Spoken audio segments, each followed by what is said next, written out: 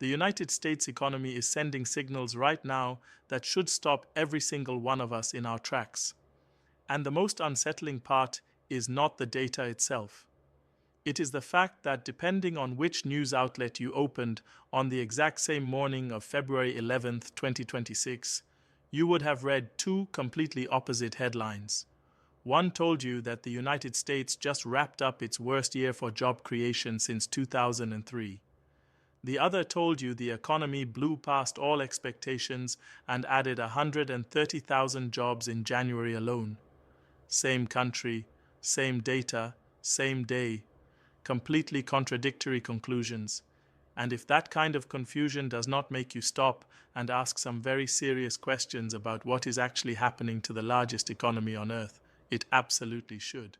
Because here is what you need to understand. This is not just a debate between economists who enjoy arguing with each other. This confusion has real consequences for your savings, for your mortgage, for your job security, for the value of the dollar in your pocket. When the people interpreting the economy cannot agree on something as fundamental as whether jobs are being created or destroyed, that uncertainty becomes its own kind of economic force. It rattles markets. It influences decisions at the Federal Reserve that ripple outward to affect interest rates across the entire globe.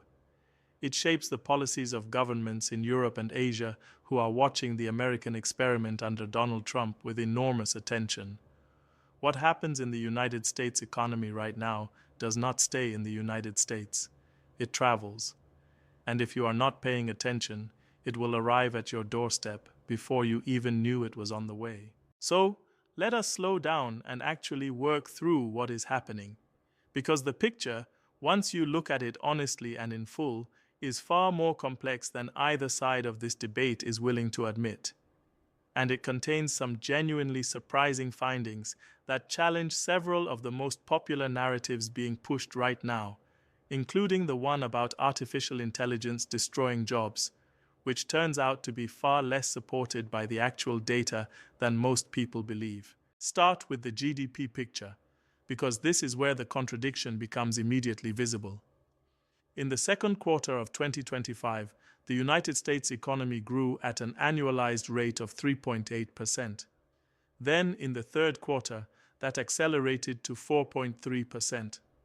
To put that in context, during those same periods, China, an economy that the entire world watches for growth signals, expanded at 4.06% and then 4.47%. Those Chinese figures were described as better than expected, and the United States was essentially matching them. So it is genuinely true that there was a period in 2025 when America was growing at what you could fairly call Chinese rates. That is not spin. That is not cherry-picked data. Those numbers are real. But here is where the fuller picture changes everything. In the first quarter of 2025, GDP did not grow at all. It contracted, negative 0.6%. And when you factor that contraction into the overall annual picture, the story shifts dramatically. Across the first 3 quarters of 2025, GDP grew by only 2.47%. That is not just below the eye-catching third quarter number, it is below the 2.8% growth recorded in 2024, which was itself not a record-setting year by any measure. So the people saying the economy is booming are looking at a narrow window of 2 strong quarters and drawing sweeping conclusions. And the people saying the economy is underperforming are looking at the full-year trend and finding something considerably less impressive. Both groups are looking at real numbers, but neither group is giving you the complete picture. And in a moment like this, an incomplete picture is almost as dangerous as no picture at all. For the fourth quarter figures to rescue the annual total and put 2025 in genuinely strong territory, GDP would have needed to grow above 4%. And here is a piece of historical context that puts that in perspective. There have not been 2 consecutive quarters of growth above 4% in the United States since 1998. So the optimistic scenario required something that has not happened in over 2 decades.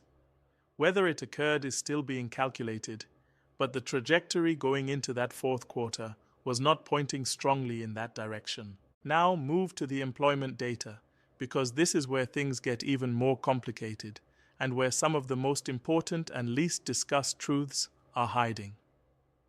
January 2026 was, on the surface, a genuinely impressive month. The market had expected somewhere between 60,000 and 70,000 net new jobs. The actual number that came in was 130,000, nearly double the forecast. And this happened against a backdrop of an unemployment rate that dropped from 4.4% to 4.3%, which is a historic low by any standard. On top of that, remember that Elon Musk's Department of Government Efficiency was simultaneously cutting nearly 300,000 federal workers from the payroll. The fact that unemployment still fell while that kind of disruption was occurring looked, on its face, extraordinary. But before you let that headline settle into optimism, you need to know what came before it. Because January 2026 does not exist in isolation. It exists at the end of a multi-year trend that tells a very different story. The year 2025 was the worst year for job creation in the United States since 2003, excluding recession periods. And this was not a sudden surprise. The deterioration has been steady and consistent. In 2022, roughly half as many jobs were created as in 2021. Then, in 2023, the same downward step happened again compared to 2022, and again in 2024 compared to 2023, and then 2025 was dramatically worse than 2024. Year after year after year, the job creation numbers have been declining. January 2026 may represent a genuine turning point, or it may be a single data point that gets revised down significantly in the months ahead. And that revision risk is serious. Federal Reserve Chair Jerome Powell himself issued a warning that the January figures could be overestimating job creation by as much as 60,000 positions. That is an enormous potential margin of error. It would mean that instead of 130,000 jobs, the real number might be closer to 70,000, which is exactly what the market had originally expected. Nothing spectacular, just a return to baseline. Powell's concern stems partly from the fact that the Bureau of Labor Statistics quietly changed part of its methodology heading into 2026, specifically adjusting a component of its model that has always been somewhat controversial. It is not yet clear whether that change made the estimates more accurate or less, but the timing of a methodology shift right before a dramatically better than expected number is something that deserves scrutiny, not blind acceptance. And then there is the broader pattern to consider. In 2025, when the BLS revised its employment figures with updated data, the revised numbers showed that only about half as many jobs had actually been created as the initial reports suggested. Half. That is not a rounding error. That is a fundamental reassessment of an entire year of economic activity. So when you see a strong January 2026 number, you are entitled to ask whether that number will still look strong in 6 months when the revisions come in. But step back even further, because the most revealing thing about the employment data is not the month-to-month figures. It is what happened in April 2025. If you look at the trend lines for job creation in the United States, regardless of which data source you use, they tell a consistent story. Employment was growing through early 2025. Then in April, it essentially stopped. It did not slow gradually, it stalled. And it has not fully recovered since. What happened in April? That was Liberation Day. That was the moment Donald Trump announced sweeping tariffs on imports from virtually the entire world. He walked some of them back quickly when markets went into freefall. But the damage to business confidence had already landed. Companies that had been considering expansion plans pulled back. Hiring decisions that had been moving forward were paused. And the sectors that felt it most were not the ones you might expect to benefit from a protectionist trade policy. Look at where the jobs were destroyed following April 2025, and the picture is almost exactly the opposite of what tariff supporters promised. The sectors that lost the most workers, outside of federal government layoffs from the Musk efficiency drive, were transportation and manufacturing. Those are precisely the two sectors that were supposed to be the great beneficiaries of bringing production back to America. The promise was a manufacturing renaissance. What the data shows instead is manufacturing contraction. The sector that actually grew by a wide margin that dwarfs every other category was healthcare. And while healthcare is genuinely the largest sector of the American economy, as tends to happen in wealthy countries, the gap between healthcare job growth and every other sector is too large to be explained by demographics or economic maturity alone. The explanation that actually fits the data is that healthcare is almost entirely insulated from tariffs because it deals in domestic services.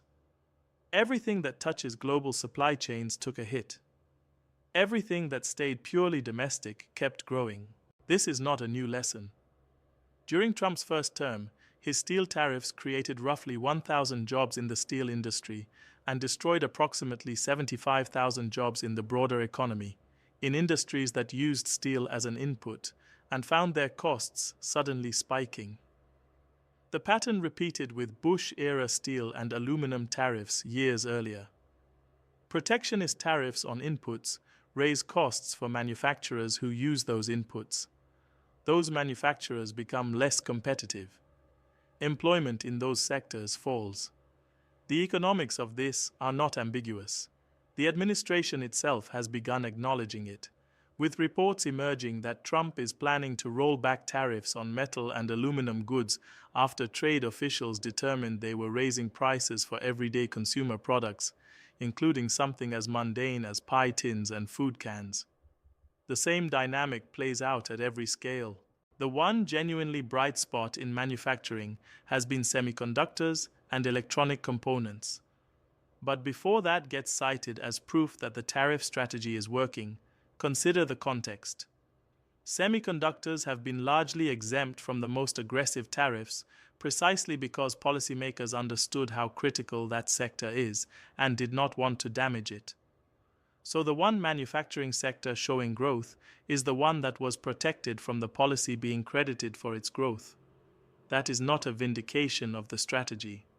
That is an exception that undermines the broader argument. Now let us address the artificial intelligence question directly, because it is everywhere right now, and it deserves an honest answer rather than a reflexive one. The popular narrative is that companies, particularly in law, consulting, and technology, have stopped hiring junior employees because AI tools can do that work more cheaply. And there are academic papers that point in this direction. There is something real being described. But here is the problem with making AI the central explanation for the poor employment data of 2024 and 2025. The timing does not fit, and the sector-level data actively contradicts it. If AI were genuinely displacing junior workers at scale in legal services and consulting, those sectors would be shrinking. But they are not shrinking. They are growing. Legal services employment has continued to rise. Consulting has continued to add workers.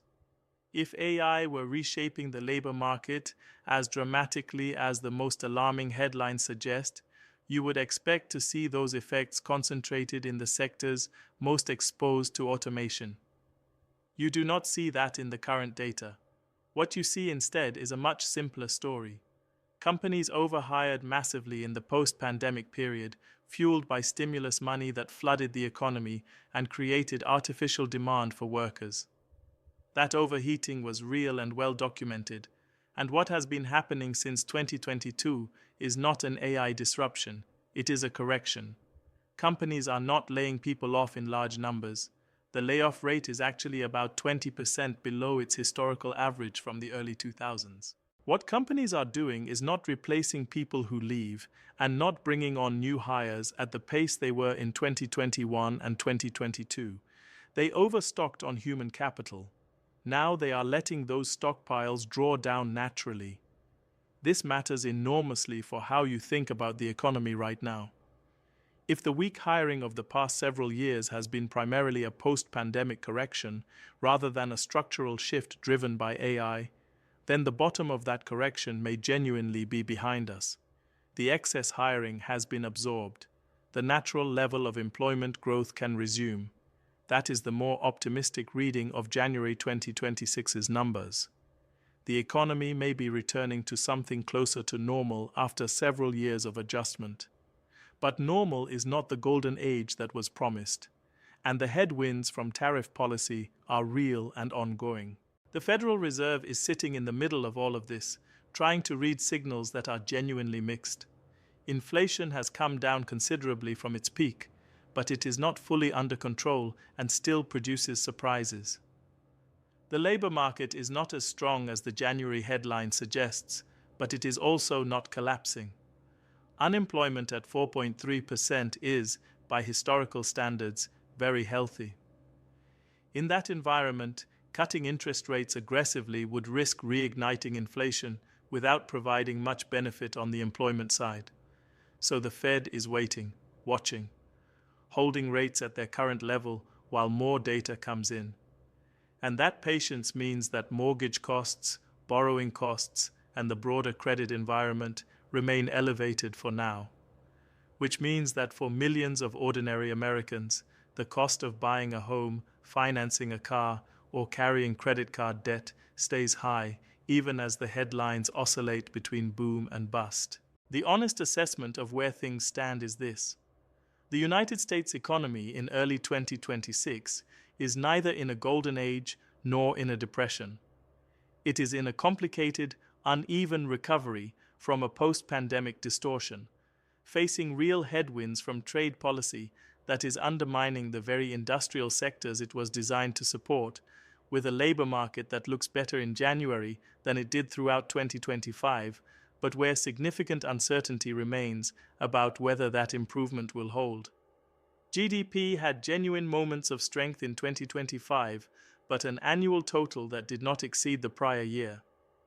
Employment is growing again, but from a multi-year low, and with revision risks that could change the picture significantly. What this means for you personally depends on where you sit in the economy. If you are employed, your position is relatively secure by historical standards. Layoffs are below average. Wages are rising above inflation. The immediate pressure most workers face is not job loss. It is the cost of everything else. Housing, healthcare, groceries, the things that inflation touched on the way up and has not fully released on the way down. If you are entering the job market for the first time, the landscape is genuinely more difficult than it was 2 or 3 years ago, not primarily because of AI, but because companies that overhired are still working through that excess. That correction will continue for some time. If you are watching your savings and investments, the question of what the Fed does next matters more than almost any other single variable. And right now, the Fed is telling you it is not ready to move yet. The global dimension of this cannot be ignored either. Europe has been watching Trump's economic experiment closely, and in many areas copying the rhetorical framework, from trade policy with China to the language of industrial policy as national security. If the American tariff experiment demonstrates that protectionism reliably destroys more jobs than it creates, which the current data strongly suggests, that lesson will matter for policymakers everywhere who are tempted to follow the same path. The world's largest economy is running a live test of economic nationalism at scale. The results so far are not what the theory predicted. Stay engaged with what is happening. Ask hard questions about the numbers you are being shown. When someone tells you the economy is booming, ask which time frame they are looking at. When someone tells you it is collapsing, ask the same question. The truth is almost always more nuanced than either headline, and in a moment like this, nuance is not a luxury. It is the only thing that will help you make genuinely informed decisions about your own financial life. Share this with someone who is trying to make sense of the same contradictions. Drop a comment below with your own read on where things are headed. And subscribe so that when the next data drop comes in and the headlines start contradicting each other again, you will already have the framework to cut through the noise.